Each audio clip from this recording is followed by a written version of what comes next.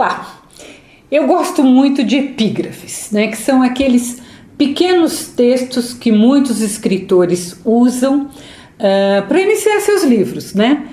E a epígrafe, ela sempre é um indicador importante para mim, ou para qualquer pessoa que estuda literatura, ou simplesmente que gosta de ler, porque a epígrafe, ela resume o tema do livro, né, na maioria das vezes. Ou seja, é a mensagem principal que o autor quer nos passar, por isso ele escolheu aquela epígrafe, né? Além disso, quando o autor ele usa na epígrafe um trecho que não foi ele que escreveu, ele vai buscar em outro escritor, nós somos capazes então de descobrir quais leituras aquele escritor fez, né?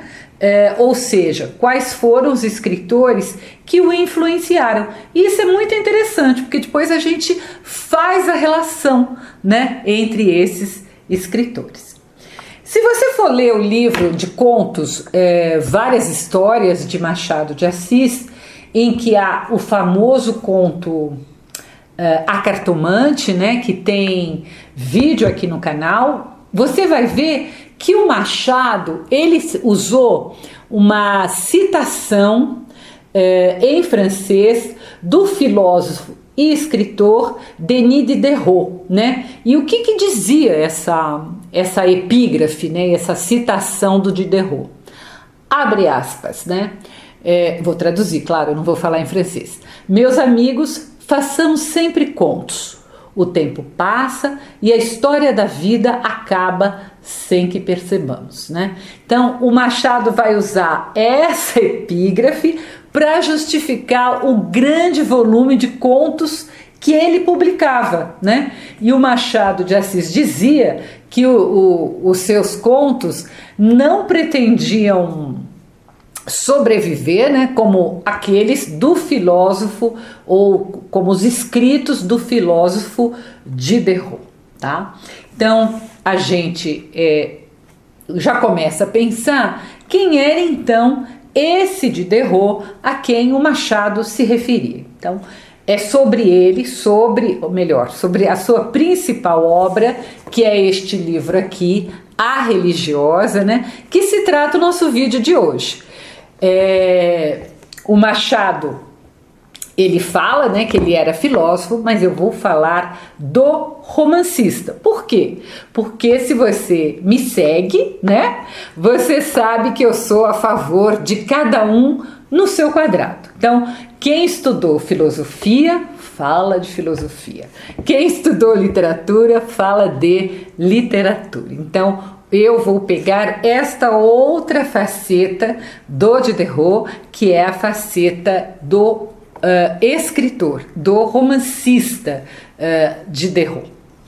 Eu sou Miriam Bevilacqua, sou professora e escritora, e você está no Biblion, nosso canal de literatura. Então, se você puder deixar seu like, se gostar do vídeo, se inscrever, nos ajudar a tornar a literatura algo muito mais presente do povo brasileiro. Eu sempre digo que literatura abre cabeças, né? Literatura nos prepara para a vida, nos torna pessoas melhores, porque nós somos capazes de nos colocar no lugar do outro, que é isso que a gente faz quando a gente lê, a gente se encontra no lugar do personagem, né? A gente vive outra vida. Eu disse que eu vou pegar a faceta do escritor, mas claro, você vai saber que ele é um escritor com forte presença da filosofia. Ele nasceu em 1713, foi um excelente aluno, se tornou mestre em artes pela Universidade de Paris, né? E vai escrever então muitos artigos sobre arte ao longo da vida, mas ele vai ficar talvez mais conhecido por uma grande enciclopédia que ele vai levar anos para concluir, né? Ele pretendia ali ter uma vida de religioso que não deu certo, então quando ele vai para Paris, ele muda completamente e ele passa a não gostar de se prender a um trabalho, né? Então ele vai passar fome em Paris, ele vai trabalhar com tudo que aparece, como revisor, e ele vai produzir várias obras enquanto ele trabalha na enciclopédia. Então o tempo todo ele está trabalhando na enciclopédia, porque a enciclopédia tem ali um ganho mensal, semanal, não sei, mas que lhe tirava do sufoco. Como ateu, ele gostava de sátiras e ele vai escrever obras, ele gostava de satirizar as religiões e vai escrever obras que o vai levar para a prisão. Porque naquela igreja, naquela época, você não podia falar contra, né, as instituições estabelecidas, igreja, monarquia, enfim, você não tinha essa liberdade. Também sobre os absurdos que a religião cometia que vai tratar o romance de hoje, A Religiosa, né? O nascimento do romance, eu gosto, é bem diferente, né? É um nascimento completamente original. Então eu vou contar aqui como é que foi. A inspiração para a história, ela está descrita, quando você for ler A Religiosa, logo nas primeiras páginas da reprodução da correspondência literária. O que era a correspondência literária? Elas eram cartas que as pessoas ricas, mas que não moravam em Paris, moravam distantes, pediam para que os escritores lhes escrevessem, né, lhes mandassem com as notícias, com as principais notícias, claro, de Paris ali, da capital. Essas cartas, né, que não é bem cartas, elas deram origem a um tipo de um periódico que durou muitas décadas. Ela vai de 1748 a 1793. E eram justamente os dois amigos, o Grimm e o Diderot, que escreviam essas cartas, né? Apesar de parecer um periódico, essas cartas eram escritas à mão e elas eram enviadas confidencialmente apenas a seus poucos assinantes, que no geral eram membros da aristocracia. Quando eu dizia pouco, é pouco mesmo, viu, gente? Normalmente ninguém sabia quem eram esses assinantes. Uma vez teve ali um vazamento e ficou sabendo ali que tinha 15 só assinantes. Nessas cartas literárias, os dois amigos resolvem usar um fato real, uma religiosa que queria deixar o convento, e eles usam isso aconteceu mesmo, estava lá nas cartas literárias, para convencer um amigo comum que havia deixado Paris e mudado para o interior, e eles queriam usar isso porque eles sabiam que esse amigo, né, que se chamava Marquês de Croismar, né, ele havia se interessado pela sorte daquela pobre religiosa. E quando ele morava ainda em Paris, ele tentou inclusive interceder por ela, para ela sair do convento. Então, o Grimm e o Diderot inventaram uma carta da religiosa endereçada ao Marquês, dizendo que ela havia fugido do convento, que não era verdade, ela continuava lá no convento, né? E que precisava da sua ajuda. Então eles usavam essa correspondência para trocar essas cartas com o amigo tal Marquês. O Marquês acreditou na história, né, que eles inventaram e acabou então se correspondendo com essas cartas falsas. No fim, né, depois de algum tempo de troca ali de correspondência, o Grimm e o Diderot perceberam que o Marquês estava ficando cada vez mais preocupado e alarmado, né, com a sorte da religiosa. Então eles percebem que a brincadeira ali tinha ido longe demais, e aí eles resolvem então matar a personagem. Claro que eles matam na carta que vai para o Marquês. E depois eles então contam tudo ao Marquês e os três acabam rindo ali da brincadeira.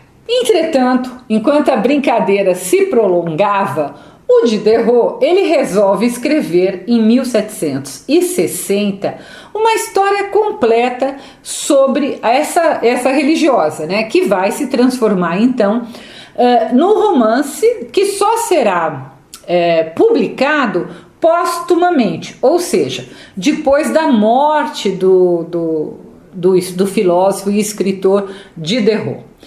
A sorte foi que o Diderot ele havia enviado uma cópia ao diretor ali da correspondência literária, que tinha sucedido o Green, e ele lhe manda esse original, né, essa cópia, junto com uma carta, dizendo que ele achava que nunca ninguém tinha escrito uma sátira mais terrível dos conventos. Então ele acha que essa obra religiosa tinha sido uma sátira terrível.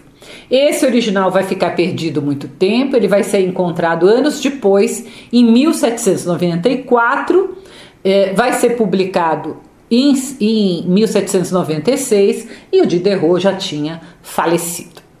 E sobre o que fala então? Fala sobre a religiosa, né? O romance conta a vida da irmã Suzanne, né, Simonin, e da sua luta para que os seus votos de clausura fossem julgados inválidos.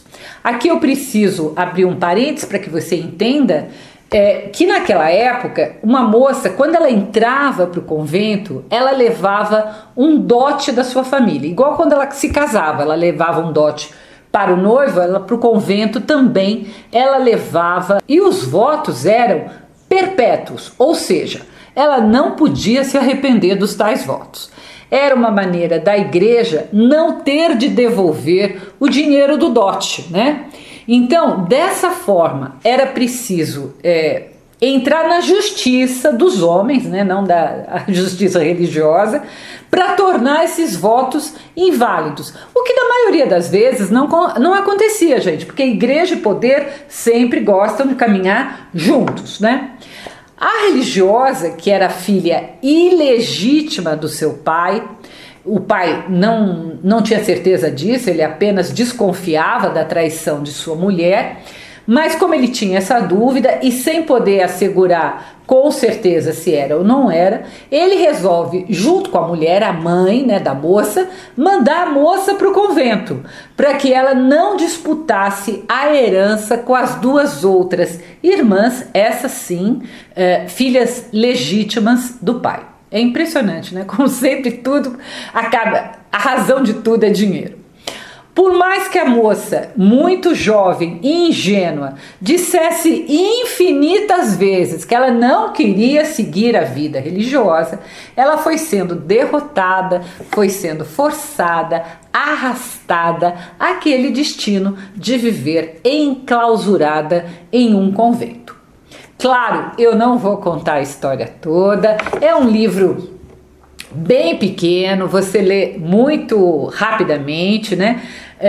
Mas é surpreendente como Diderot ele consegue descrever os horrores que essa personagem teve de passar por se insurgir contra a igreja. Claro, nós sabemos que é uma ficção, que o que foi inspirado é um fato real, mas é uma ficção, mas ele vai além ali mostrando para nós, né? E ele vai fazendo uma crítica da ociosidade dessas religiosas enclausuradas, né? Dos pecados cometidos por aquelas que deveriam seguir os preceitos do bem, da religião, né? E também sobre a inutilidade social que era a reclusão. Aquela reclusão, na visão do escritor, não servia em nada para ajudar nem a sociedade e nem a ninguém, né? Então, claro que o livro todo é uma crítica, principalmente sobre uma pessoa ela não poder escolher o próprio destino, né? E vinda de um escritor que se dizia ateu. Então, é triste porque a gente percebe a submissão que essa moça, principalmente também por ser mulher, foi o livro inteiro obrigada ali, né? Foi submetida. Tem um trecho que a religiosa está conversando com um padre E esse padre, ele parece também não estar muito satisfeito com a vida religiosa. Eles conversando ali, parece que os dois sentem a mesma coisa.